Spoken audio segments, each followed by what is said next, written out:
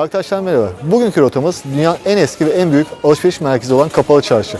Günde 500 bin kişinin ziyaret ettiği Kapalı Çarşı, yılda 91 milyon turisti ağırlayaraktan dünyanın bir numaralı en çok ziyaret eden turistik merkezi olmuştur. Bugün de hep beraber içine bir dolaşıp biz bakalım.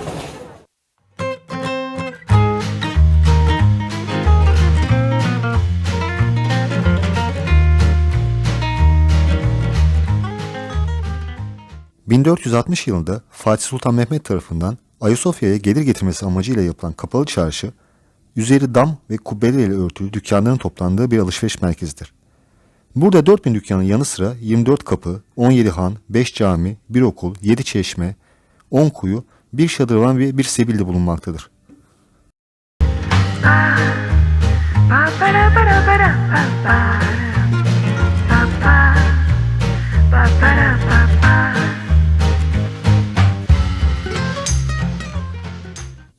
İçinde 4000 dükkan ve 25 bin çalışan bulunan Kapalı Çarşı ilk yapıldığı zaman ahşaptan yapılmış. Ve tabii ki her zaman bir yangın tehdidi altındaymış. İlki 1500'lü yıllarda olmak üzere başından 5 büyük yangın ve birçok deprem geçirmiş.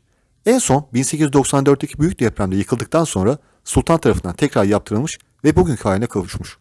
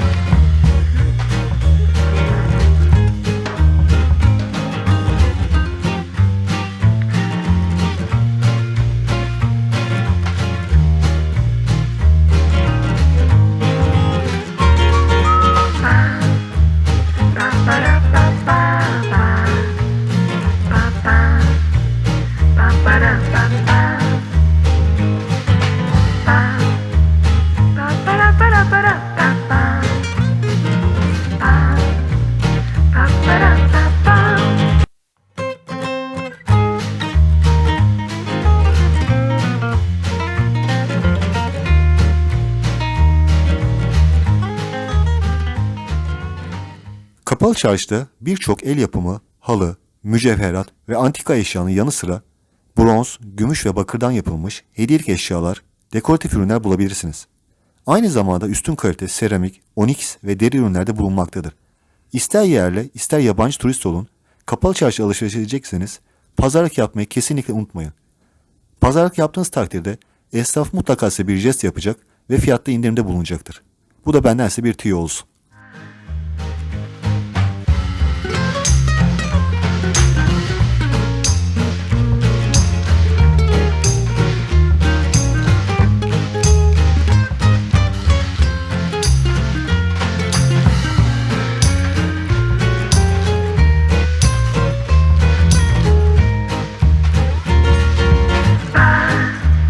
Ba ba ba ba ba.